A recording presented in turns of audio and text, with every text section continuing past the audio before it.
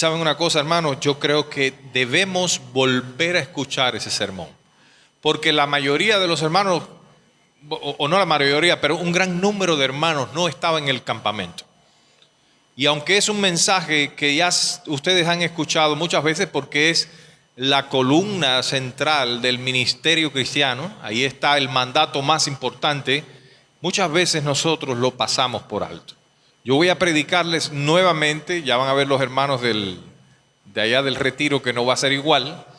Voy a predicarles este tema acerca de la Gran Comisión. Y se titula el mensaje, La Gran Comisión, un mandato ineludible.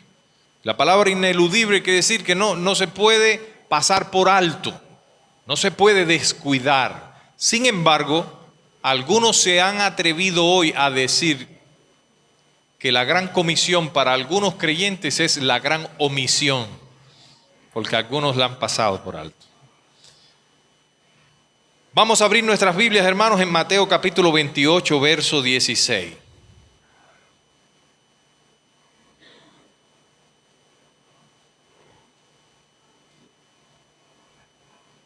Mateo capítulo 28, verso 16. Todos estén allí, me dicen un amén. Oh, ya lo tengo, ya lo encontré, como a usted le guste. Dice así la palabra del Señor. Pero los 11 discípulos se fueron a Galilea, al monte donde Jesús les había ordenado, y cuando le vieron, le adoraron, pero algunos dudaban. Jesús se acercó y les habló diciendo: toda potestad me es dada en el cielo y en la tierra, por tanto, id y haced discípulos a todas las naciones, bautizándolos en el nombre del Padre y del Hijo y del Espíritu Santo, enseñándoles que guarden todas las cosas que os he mandado, y he aquí que estoy con vosotros todos los días hasta el fin del mundo. Amén. Amén. Mi Señor, mi Dios, vengo ante tu presencia, Señor, ante todo, pidiéndote perdón por todas mis fallas y mis errores, Señor. Recordándote, Padre, pidiéndote que recuerdes que yo soy de lo vil y menospreciado del mundo, Señor. Soy polvo. Tú me has escogido para tu gloria. Ayúdame, Señor, para que yo pueda en esta noche presentarles esta palabra a tu pueblo y ellos puedan ser bendecidos, Señor. Ten en cuenta la necesidad del corazón de cada hermano y permite, Señor, que el propósito de esta palabra se cumpla en cada uno de ellos, Señor. Te lo ruego en el nombre poderoso de Cristo Jesús. Yo quisiera, hermanos amados, así brevemente, antes de empezar de lleno con este pasaje de las Escrituras, que usted me acompañe a la palabra del Señor, al capítulo 10 del libro de Romanos, y ahí abra el versículo 14.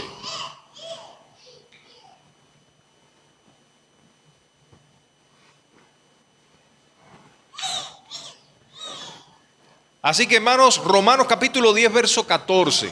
¿Qué dice allí la palabra? Dice que todo el que invoque el nombre de Jehová será salvo. Hermosa declaración, poderosa declaración, qué maravilla. Pero la pregunta es, ¿cómo alguien puede invocar el nombre de Jehová si no sabe quién es Jehová? Si nadie les habla de acerca de quién es Jehová o de quién es nuestro Dios y Señor Jesucristo. Por eso el mismo Pablo nos guía a través de una serie de preguntas en los versículos siguientes. Mire, manténganse ahí en este pasaje y lea cómo el apóstol Pablo da una serie de preguntas retóricas. O sea, no es para que respondan, está invitando a las personas a reflexionar y dice: ¿cómo pues invocarán a aquel en el cual no han creído? ¿Y cómo creerán en quien no han oído? ¿Y cómo oirán sin haber quien les predique? ¿Y cómo predicarán si no fueran enviados? Como está escrito: cuán hermosos son los pies de los que anuncian la paz, de los que anuncian las buenas nuevas. Qué hermosos son los pies de aquellos que llevan el mensaje del Evangelio de Jesucristo. Saben, hermanos, en los tiempos antiguos Los mensajes se llevaban de una ciudad a otra en el Imperio Romano a través de unos mensajeros que corrían. Y la gente, cuando veían esos mensajeros que corrían y se acercaban a la ciudad, miraban sus pies y de la manera que ellos corrían podían saber si traían buenas o malas noticias. Había algo en la manera de correr. Parece que los que llevaban malas noticias no llevaban tantos deseos de llegar. Y lo veían que corrían más lentamente y decían, nos traen una mala noticia. Pero ya cuando veían al mensajero correr rápido y así, ¿verdad? Con pasión, decía, wow, trae buenas noticias. De ahí la palabra que dice, cuán hermosos son los pies de los que anuncian las buenas nuevas de salvación. Es que es un buen mensaje, el buen mensaje de paz del Evangelio de Jesucristo, que no es otro, hermanos, que el Señor ha resucitado, que el Señor perdona a aquellos que arrepentidos vienen en Él en fe y le reconocen como Salvador, le reconocen como el Rey y Señor de sus vidas. Hermanos, el Señor ha resucitado. Hoy estamos celebrando ese día, estamos felices. Pero saben, el Señor resucitó y antes de partir al cielo, Él dejó ordenanzas para que sus seguidores las cumplieran. Todo lo que Dios hizo por medio de Jesucristo está registrado en la palabra del Señor. Todo eso nos ha llegado a nosotros por medio de la palabra, el mensaje del Evangelio. Pero Jesús, antes de irse al cielo, comisionó a sus seguidores, a sus hijos, a su iglesia, les dio un mandamiento, les dijo, vayan y hagan discípulos a todas las naciones de la tierra. Cuando Jesús estaba reunido con sus discípulos en aposento alto, allí en ese lugar había un promedio de unos 120 creyentes en aquel tiempo. Un poco de tiempo más tarde, Pedro, hermanos, predica su primer sermón ahí en Jerusalén y se convierte en 3,000 personas. Después que ya Jesús asciende a los cielos, que el Espíritu Santo es derramado, allí en Pentecostés, Pedro predica un sermón y se convierte en 3,000 personas. Después predica otro, se convierte en 5,000 personas. Ya la iglesia en Jerusalén contaba con miles de creyentes. Ya no eran 11, ya no eran 120. Ahora eran miles de creyentes. Después comenzó la persecución, hermanos, del pueblo cristiano. El martirio, la persecución. Y los creyentes salieron y fueron esparcidos por toda Asia. Y a finales del primer siglo habían cientos de miles de creyentes dispersos por todo el Imperio Romano. Cuentan que a finales del siglo segundo, o digamos por allá por el año, a mediados del siglo tercero, año 240 aproximadamente, habían en el Imperio Romano millones de creyentes, a pesar de la persecución, a pesar del martirio, a pesar de las dificultades, de las carencias, habían millones de creyentes. Más del 40% de la población en el Imperio Romano profesaba la fe cristiana. Y uno pregunta, ¿cómo fue posible eso? ¿Cómo la iglesia creció tanto? Precisamente porque hombres y mujeres que creyeron en Jesucristo obedecieron apasionadamente el mandato que está en Mateo capítulo 28. Id y haced discípulos a todas las naciones. Eso es lo que yo quisiera esta noche, hermano. Presentarte 4 aspectos de la gran comisión que te van a ayudar a tener pasión para predicar el evangelio de Jesucristo. Para que también la iglesia siga ensanchándose y siga creciendo, porque esa es la tarea más importante que tú vas a hacer en toda tu vida, hermano. En toda tu vida como cristiano, eso es lo más importante que tú vas a hacer. Ir y predicar el evangelio de Jesucristo a los perdidos, a los que no conocen al Señor. ¿Cuáles serían esos 4 aspectos de la gran comisión? Bueno, en primer lugar, hermanos, con la ayuda del Señor, vamos a ver que el mandato de ir y hacer discípulos solamente es para personas que creen. Amén. Para personas que tienen fe en Jesucristo. Mire el versículo 16 y el versículo 17. Dice allí la palabra del Señor: pero los 11 discípulos se fueron a Galilea, a un monte donde Jesús les había ordenado. Y cuando le vieron, le adoraron.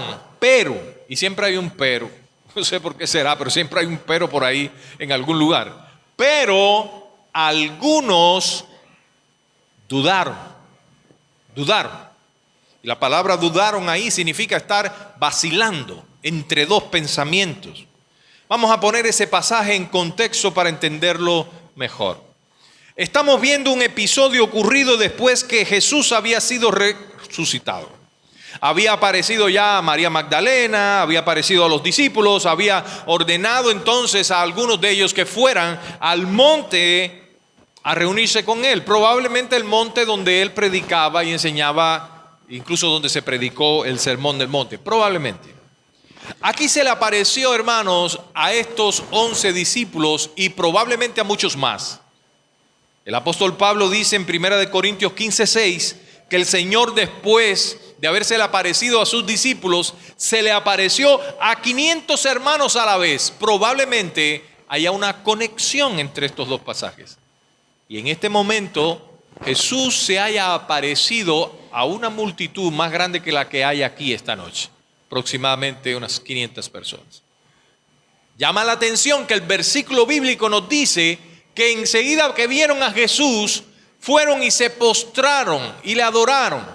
O sea, le adoraron. Esta es la palabra postrarse, reverenciar, reconocer la autoridad en alguien, reconocer la soberanía de alguien y venir a sus pies y someterse delante de ese alguien y darle adoración. Sin embargo, la palabra nos dice que algunos dudaron. Y uno se pregunta, ¿y por qué dudaron? ¿Y qué fue lo que dudaron? ¿Dudaron si era Cristo o dudaron si le debían dar adoración? Bueno, Mateo no dice específicamente qué fue lo que dudaron.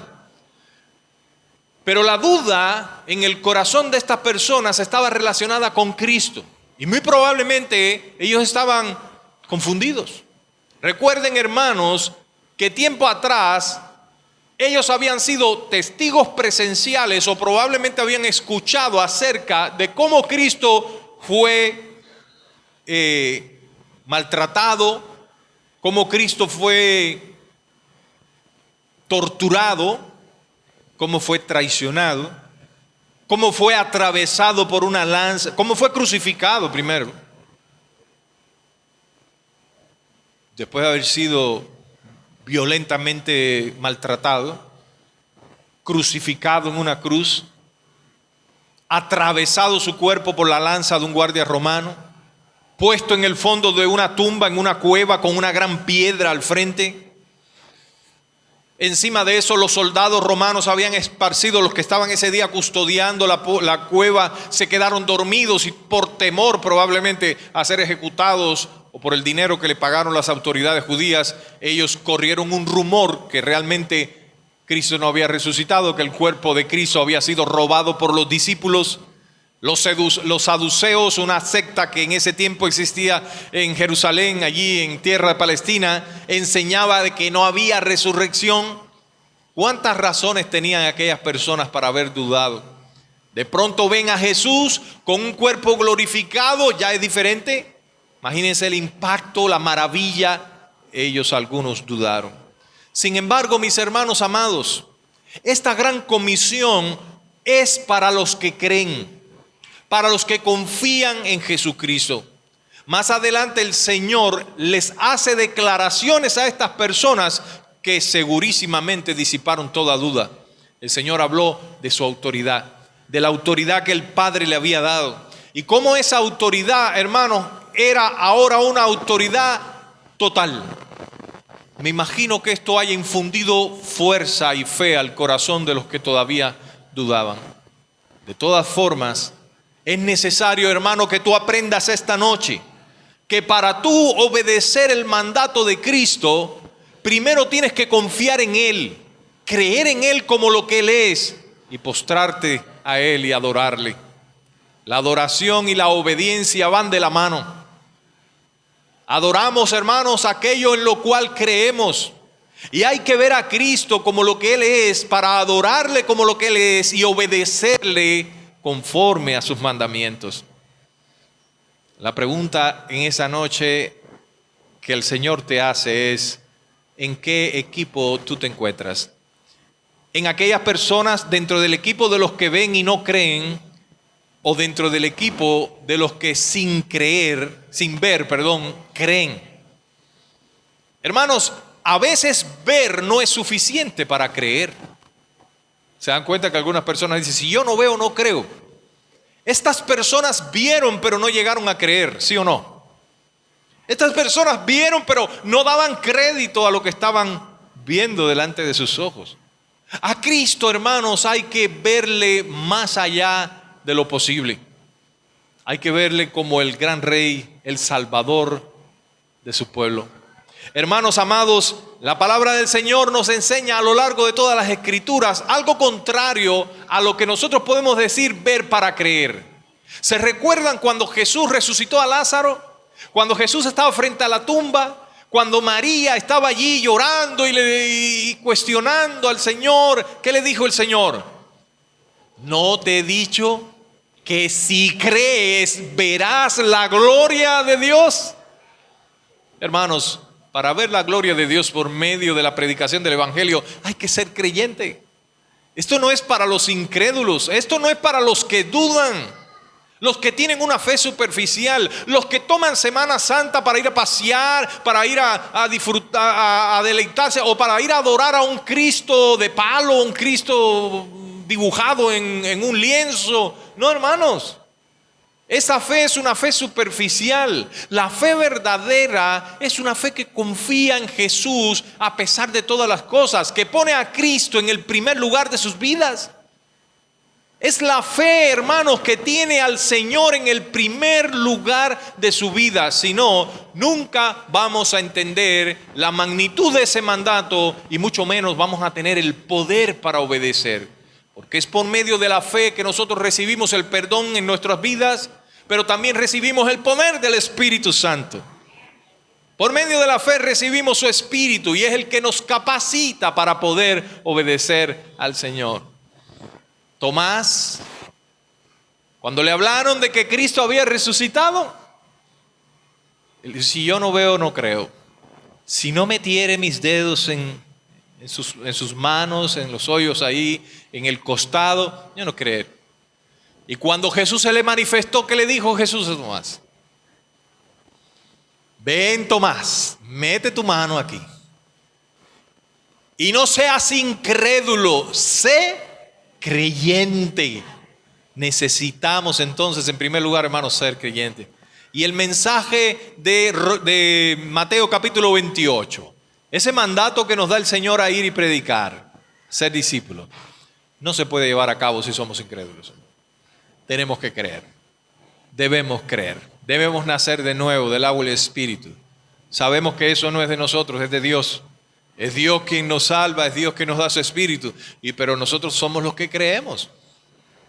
Él nos ha dado fe para creer. Debemos creer en todas las promesas de nuestro Señor y caminar en obediencia a su palabra. Ahora, en segundo lugar, este pasaje también nos enseña acerca de la autoridad que tiene ese mandamiento. Ese mandato de ir y predicar el Evangelio descansa en la autoridad de una persona, descansa en la autoridad del mismo que decreta el mandamiento, en la autoridad de nuestro Señor Jesucristo. Hermanos, la autoridad de este mandato, por tanto, id y hacer discípulos a todas las naciones, está sustentada por una autoridad que el Padre le ha dado al Hijo.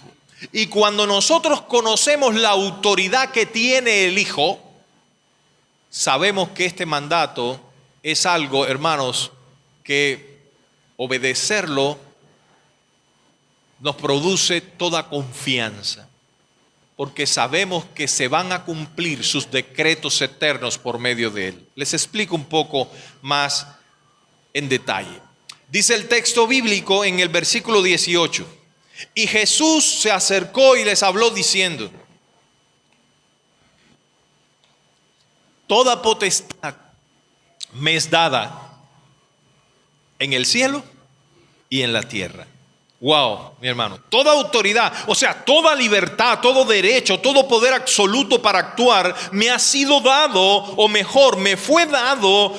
Esto apunta, hermanos, a una acción puntual completada en el pasado, algo que está terminado, algo que no está en progreso, algo que no necesita nada más. Ya Jesús tiene toda autoridad en los cielos y en la tierra. El Padre le ha dado autoridad. Él, hermanos, por los méritos obtenidos en la cruz, ha recibido por derecho propio toda autoridad sobre todas las cosas en el cielo y en la tierra. Mire el alcance de la autoridad de Cristo. O sea, Él tiene total autoridad sobre toda la creación, en los cielos y hasta el último rincón de su creación. Y esta autoridad, hermanos, se hace mayor en la medida que su reino se va ensanchando por medio de la predicación del Evangelio. Ahora, todo esto nos llega a preguntarnos: ¿qué significa esto de que Jesús tiene toda autoridad? Se lo voy a explicar brevemente. Hay un grupo de ovejas que le pertenecen al Padre. Esas ovejas son aquellas personas que el Padre, en su entera potestad, en su autoridad suprema, decidió elegir desde la eternidad pasada para su gloria. Dios es soberano. Dios pudo haber elegido a todos, pero Dios eligió a algunos, no a todos. Y uno dice: ay, que Dios es malo. No, Dios no es malo. ¿Saben por qué? Porque todos estaban destituidos de la gloria de Dios. Todos pecaron, y por cuanto pecaron, hermanos, estaban condenados a una eternidad en el infierno. Todos los seres humanos se pudieran haber ido al infierno y Dios seguiría siendo bueno, porque Dios no es el autor del mal. Dios no fue el que pecó. Dios, hermanos, creó al hombre perfecto y lo puso en un lugar y le dio ordenanzas. No fue Dios el autor del pecado. ¿Pudiera Dios haber dejado que todos se hubieran ido al infierno y seguiría siendo santo, seguiría siendo bueno, seguiría siendo perfecto? Pero por su inmenso amor, por su grande misericordia, Él no permite que todos vayan al infierno. Y en su soberana voluntad y su gran misericordia, elige a un grupo que es grande, multitudes, para que vivan eternamente con Él en la gloria. Ahora recuerde esto, hermano. Esas son ovejas del Padre, le pertenecen a Él. Pero el Padre le ha dado, se las ha entregado al Hijo, para que el Hijo les dé vida eterna a través de la vida que Él ganó en la cruz del Calvario, para darle vida a esas ovejas. ¿Lo entendió? Bueno, Mateo capítulo 11, verso 27, nos responde esta pregunta de quién le dio autoridad a Cristo y para qué le dio autoridad a Cristo. Dice: todas las cosas me fueron entregadas por mi Padre, y nadie conoce al Hijo sino el Padre, ni al Padre conoce a alguno sino al Hijo, y a quien el Hijo lo quiera revelar. El Padre le ha dado todas las cosas al Hijo. Las ovejas por las cuales Cristo murió le pertenecen al Padre. El Padre le ha conferido autoridad al Hijo para darle vida eterna a estas ovejas, dando su vida por ellas en la cruz del Calvario. Por eso dice en Juan capítulo 17, verso 6, Juan 17:6 dice: he manifestado tu nombre a los hombres que del mundo me diste. Tuyos eran y me los diste y han guardado tu palabra. Oh, mis hermanos, como bien declara el pastor Sugel Michelén, esas ovejas fueron elegidas por el Padre desde la fundación del mundo. Se las dio a Jesús para que Jesús le diera vida por medio de su muerte. Y de esa manera el Padre es glorificado en el Hijo. Sencillo, ¿verdad? No se preocupe, hermano.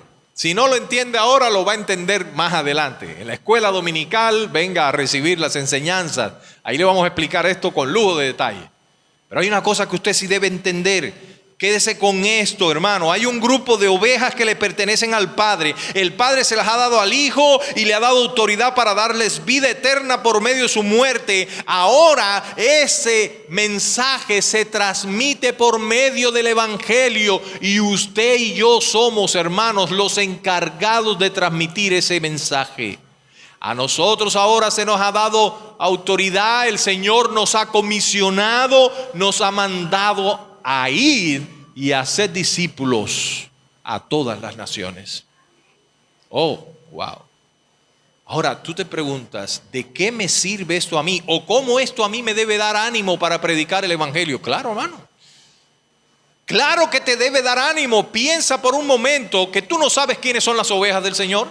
Tú no sabes dónde están. Tú solamente debes obedecer el mandato, ir y predicar el Evangelio. Pero sabes, el que te manda a ir es el dueño de las ovejas. Y ellas no van a responder a tu llamado. Van a responder al llamado de su pastor. ¿Que va a ser un llamado por medio de tu predicación? Sí. Tú vas a predicar el Evangelio, pero va a ser el Espíritu de Cristo el que va a obrar en el corazón de esas ovejas que son de Dios y se han sido entregadas a Cristo para que Cristo les dé vida por medio de la muerte que Él en el Calvario sufrió para ganar vidas para ellas. Entonces, hermanos, eso me dice a mí que no depende de mi capacidad, eso no depende de mi intelecto, eso no depende de cuán bonito yo hablo, ni qué grado universitario tengo, ni qué carismático soy, ni qué elocuente soy. No, no tiene nada que ver con eso. De lo vil y menospreciado del mundo escogió Dios para avergonzar a los sabios. Dios usa personas sencillas, personas imperfectas como tú y como yo para hacer su obra perfecta. Nosotros lo que tenemos que hacer es obedecer el mandato y dejarle los resultados a Dios. Pero mira qué confianza nos provee el saber que Cristo tiene toda autoridad. Saben, a veces nosotros elegimos a quién le vamos a predicar el Evangelio. Y decimos, le voy a predicar a esta persona porque la veo más mansita, buena gente, buena persona. Este se va a salvar. Porque es tan bueno, se merece el cielo. ¿Sí o no? Muchas veces actuamos así. Y si es una persona intelectual, un médico, algo, nos da temor hablarles. Si es una persona de un carácter un poco así, no fuerte, débil, digo yo. Porque los que tienen carácter así violento tienen un carácter débil. No lo pueden controlar. Nos encontramos con personas así que son de mal humor y no nos atrevemos a predicar. ¿Por qué? Porque estamos confiando en nosotros, no en la autoridad del mensaje que llevamos. El mensaje que llevamos nosotros tiene la autoridad de aquel que manda a predicar ese mensaje. Y es la autoridad de Cristo. Y es una autoridad que le ha dado el Padre.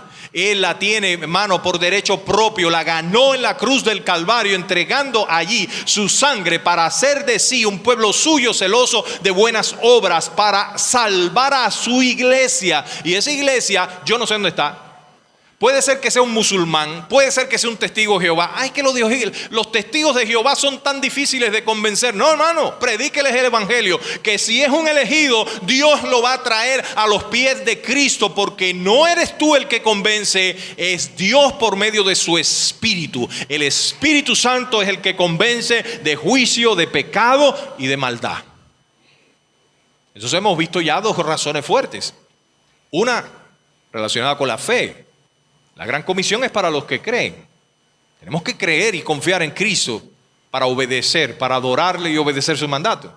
En segundo lugar, debemos tener en nuestras mentes siempre presente la gran autoridad que hay en Cristo, una autoridad infinita, hermano, que le hace dueño de todas las cosas, sobre todo de ese rebaño de ovejas que el Padre le ha dado, a los cuales nosotros somos llamados de irles a predicar, pero como no sabemos quiénes son, tenemos que predicar a todo el que se nos pare por delante, hasta el fin del mundo, hasta lo último de la tierra, en Samaria, en Judea, en Jerusalén, hasta el fin del mundo, hasta el último rincón de la tierra.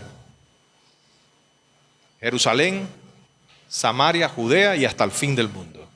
Entonces, en tercer lugar, hermanos, esta palabra también nos enseña el mandato en sí mismo. Debemos aprender también qué contiene el mandamiento. ¿Cuál es el tema central del mandamiento?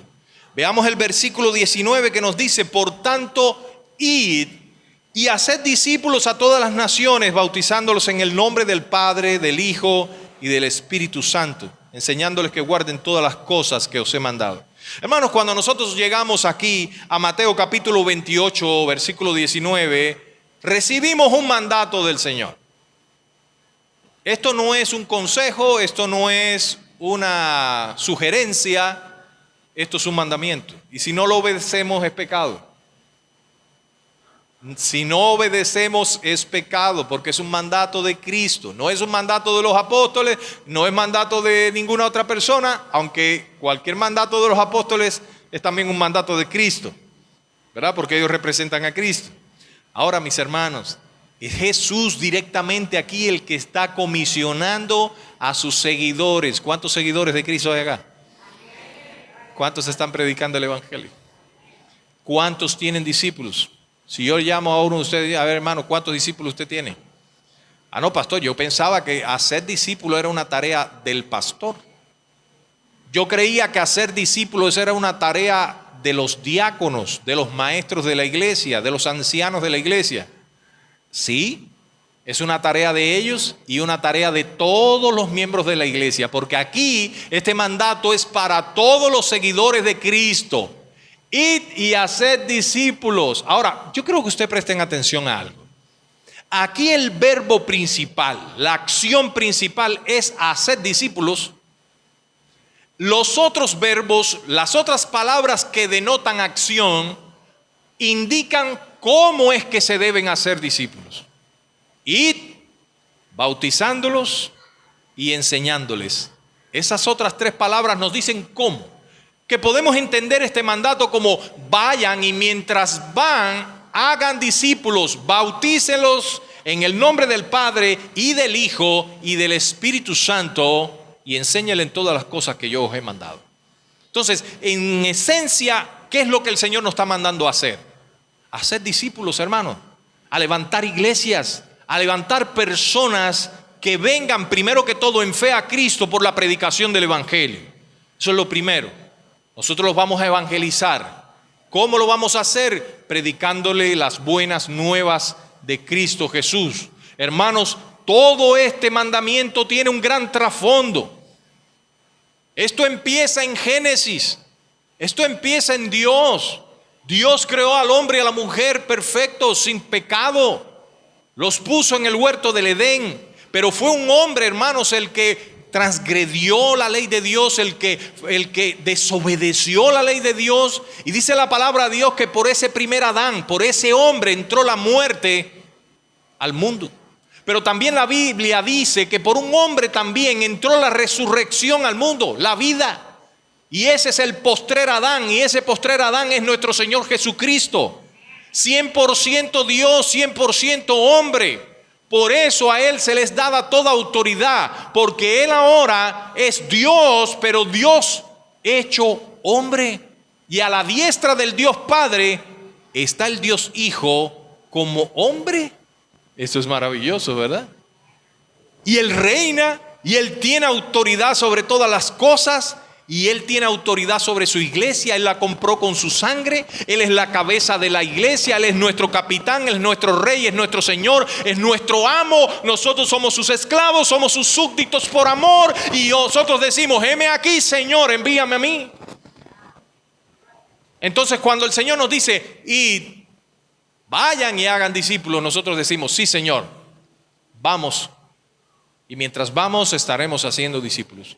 La idea que dice acá, bautizándolos en el nombre, claro, hermano, porque cada creyente, los hermanos que en el campamento ahora vinieron a Cristo en fe, ellos ahora necesitan aprender la doctrina bíblica. El discípulo es uno que aprende acerca de Jesucristo, aprende para ser cada día como Jesucristo, es un seguidor, es alguien que se esfuerza por ser cada día como su maestro, es alguien que pone de lado cualquier otra cosa y pone como prioridad ser cada día más como su Señor Jesucristo. Eso es, hermano, un discípulo. Ahora mis hermanas que aceptaron a Cristo se han convertido en discípulos. Y necesitan que la iglesia los instruya y lleguen a bautizarse en el nombre del Padre, en el nombre del Hijo y en el nombre del Espíritu Santo. En el nombre del Padre, porque Él es el dueño de las ovejas, Él es el creador del cielo y la tierra, Él es el que, hermanos, orquestó este plan de salvación desde la eternidad pasada, desde antes de la fundación del mundo. El Hijo porque fue el que entregó su sangre en el Calvario para hacer de sí un pueblo suyo, celoso de buenas obras, dice la palabra. Y el Espíritu Santo porque es el que nos da discernimiento, es el que nos ayuda, es el que ilumina nuestras mentes, el que nos trae a la vida, el que nos permite ver la gracia, la maravillosa gracia de salvación que hay en Cristo Jesús. Y también es el Espíritu Santo el que produce en nosotros el querer como el hacer por su buena voluntad. Es el que nos capacita, nos habilita y nos impulsa a obedecer los mandatos de nuestro Señor.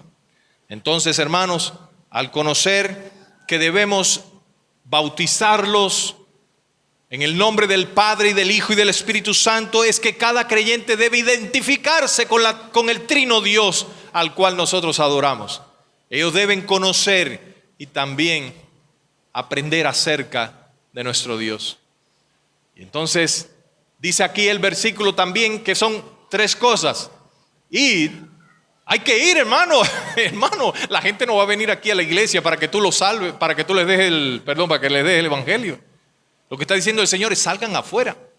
Salgan de esas bancas donde están. Dejen de venir a la iglesia solamente a entretenerse y tomen la palabra que reciben y comuníquenla a ese mundo que está afuera, que se está perdiendo. Salgan afuera a predicar el evangelio de paz. Vayan, dice el Señor. Y mientras van, prediquen el evangelio y hagan discípulos y bautícenlos y enséñenles todas las cosas que yo os he mandado. La iglesia, hermanos, en su comunión fraternal aprende la enseñanza de la palabra del Señor Jesucristo. Y ya terminando, voy a ser muy considerado porque todavía me faltan 20 minutos, pero eso voy a utilizar como unos 5 más. El último aspecto que vemos.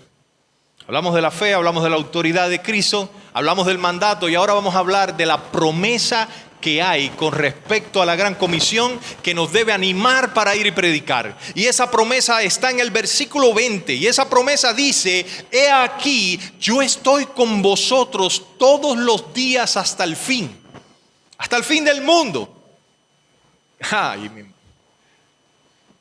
Solamente con ese versículo yo me paso toda la noche aquí predicando el sermón.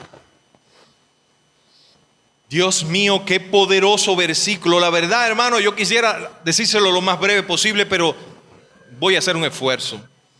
Mire lo que dice aquí en este versículo: he aquí que yo. Y ese yo, ¿quién es yo? Solamente con ese yo, hermano, es para maravillarnos, para sorprendernos, para llenarnos de gozo y asombro. Ese yo es el gran yo soy. Yo soy la puerta, yo soy el buen pastor, yo soy el pan de vida, yo soy la luz del mundo. Hermano, ese gran yo soy, el alfa y la omega, el principio y el fin, es nuestro Señor Jesucristo. Dios en toda su plenitud, el hacedor de los cielos y la tierra. Ese gran yo soy es el que nos está comisionando y es el que nos está diciendo: no tengas miedo, yo estoy contigo todos los días hasta el final. No tengas miedo de ellos porque yo voy acompañándote donde quiera que tú vayas. Hermanos, ese gran yo soy es el que nos dice en Jeremías capítulo 20, verso 11: Jehová va contigo como poderoso gigante, haciéndole frente a todos tus adversarios. Es el mismo que dijo: muchas son las aflicciones del justo, pero de todas ellas lo librará Jehová. Salmo 34, 19. Es el mismo que dijo: esforzaos y cobrad ánimo, no temáis, no tengáis miedo de ellos, porque Jehová tu Dios va contigo. Deuteronomio capítulo 31, verso 6. Es el mismo que dijo: no te dejaré ni te desampararé. Hebreos 13:5. Es el mismo que dijo: cuando pases por las aguas, yo estaré contigo. Y si por los ríos, no te anegarán. Cuando pases por el fuego, no te quemarás, ni la llama arderá en ti. Isaías 43:2. Es el mismo que dijo: esfuérzate y sé valiente, no temas ni desmayes, porque Jehová tu Dios irá contigo donde quiera que tú vayas. Es el mismo que dijo: yo guardaré tu salida y tu entrada, desde ahora y forever and ever, como dicen los gringos por allá, ¿verdad? Para siempre, desde ahora y para siempre. Entonces, hermanos, ¿se dan cuenta? ¿Se dan cuenta qué maravillosas verdades acerca de la gran comisión? Yo no sé si usted la había visto en todo su contexto. Yo no sé si usted había mirado este mandato así nomás, no lo había puesto en todos los elementos que tiene alrededor, que te ayudan a cobrar ánimo y pasión para ir y predicar a los perdidos el evangelio. Entonces podemos concluir que la pasión que brota de nuestros corazones para predicar el evangelio, hermanos, es la que brota de un corazón que se maravilla, de un corazón que se llena de gozo, claro, un corazón regenerado, un corazón nuevo, lleno de fe, que se llena de sorpresa, de maravilla al ver la hermosura de Cristo, al contemplar su gloria a través del evangelio. Si tú miras el evangelio y tú ves lo que Cristo hizo por ti y por todo su pueblo y no te maravillas, hermano, no te ha amanecido todavía. No te ha amanecido. Que Cristo se despojó de su lugar a la diestra del Dios Padre, que dejó la gloria primera que Él tenía con el Padre, se humilló a lo sumo y vino a esta tierra a morir por pecadores como tú, como yo, a dar su sangre, a padecer como un vil delincuente en una cruz, el santo Hijo de Dios. Allí estuvo 33 años esperando a que llegara el momento de entregar su vida en la cruz, viendo cómo los corderos eran sacrificados en el altar allí en el templo, recordando que esos corderos eran una imagen, un tipo de lo que él iba a experimentar, esa agonía en Getsemaní, sudando gotas de sangre, pidiendo al Señor en plena humanidad, diciendo: Señor, si es posible, pasa de mí esta copa, Padre. Ese Cristo, hermanos, ¿no nos maravilla? Ese Cristo que al tercer día es levantado de entre los muertos como una evidencia de que el sacrificio de Él fue suficiente para cancelar nuestra deuda con la justicia de Dios por causa de nuestro pecado. Fue absorbida la ira de Dios completamente por Cristo en la cruz.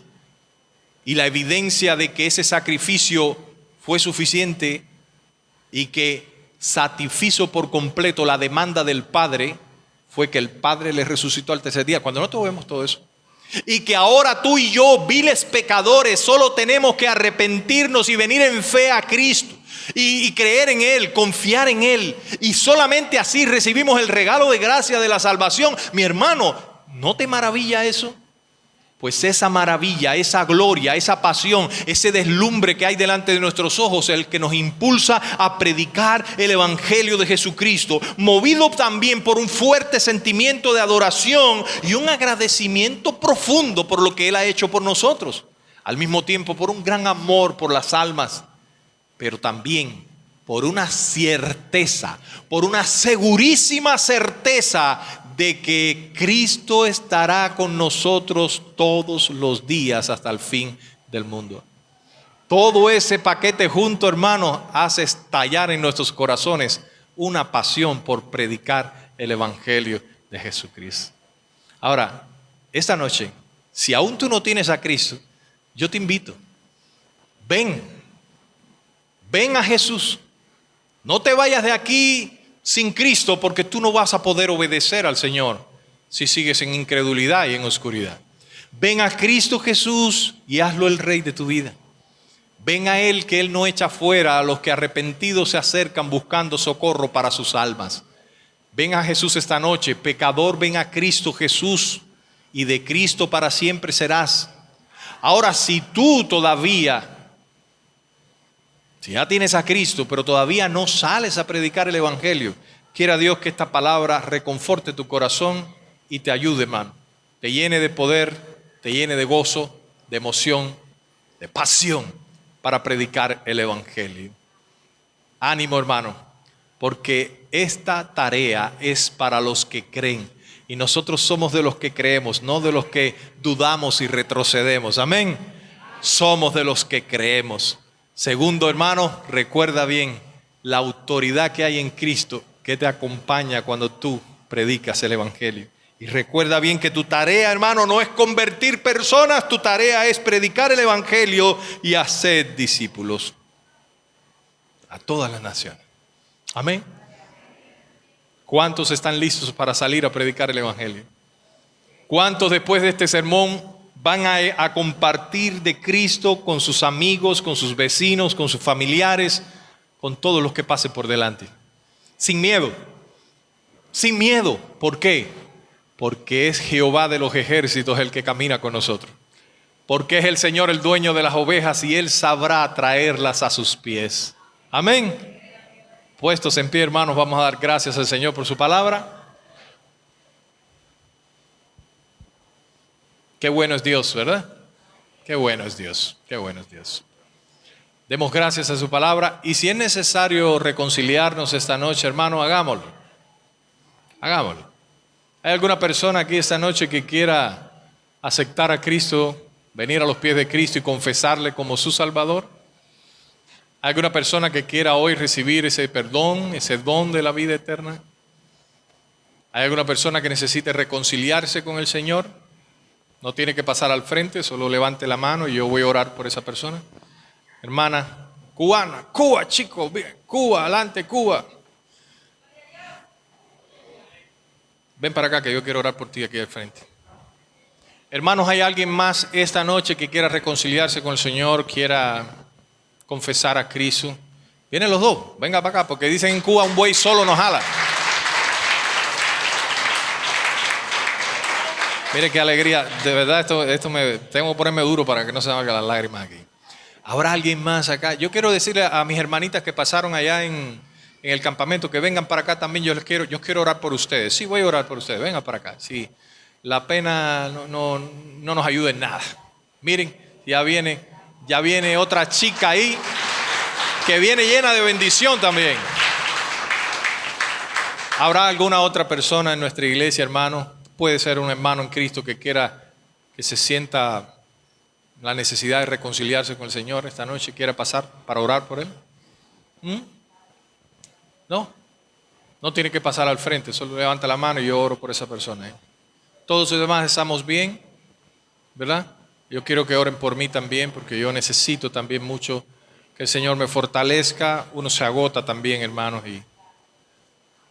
y necesito más el apoyo de ustedes en oración, hermano. Vamos a orar. Padre, te damos gracias por la vida de mis hermanos. Señor, yo sé que tú les trajiste con un propósito a este lugar. Yo sé, Señor, que tú has hablado al corazón de ellos, tanto mi hermana Luisa o con mi hermano Manuel. Señor, yo sé que tú, Padre Santo, no te equivocas. Tú has venido glorificándote en la vida de ellos, has venido manifestándote delante de ellos, les has mostrado tu amor, tu provisión, tu cuidado.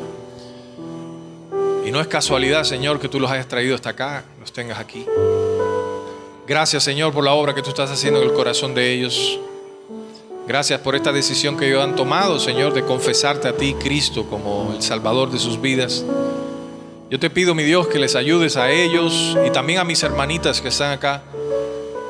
Padre, que ellas también hace unos días, Señor, tomaron a bien dar ese paso de fe y venir ante ti, Señor, reconociéndote como el Salvador de sus vidas. Yo quiero pedirte, Señor, en esta noche, que tú les bendigas, que tú les fortalezcas, que tú, Señor, les ayudes a caminar esa senda de obediencia a ti, Señor.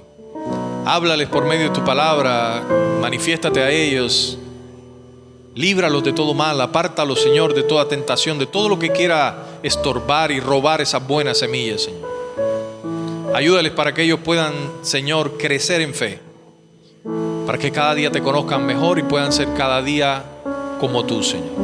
Bendice el fruto del vientre de mi hermana, Señor, en el nombre de Jesús. Y esa niña que viene, Padre Santo, venga llena de salud y de bendición.